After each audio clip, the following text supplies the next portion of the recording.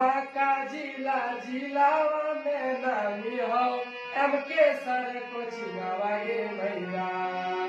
बांका जिला जिलावा में नामी हो एमके सर को चिनावागे भैया।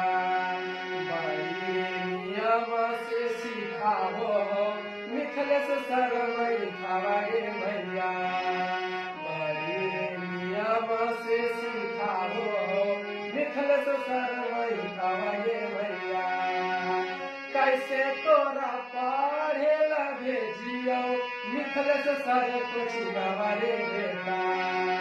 कैसे तोरा पढ़े ला भेजियो मिथिलेश सर को चिनावागे बेटा।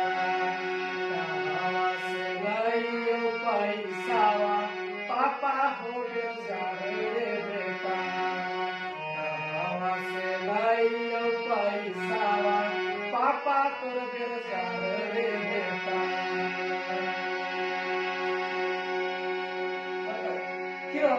ঠিক স্যার আমি মোটামুটি ঠিক।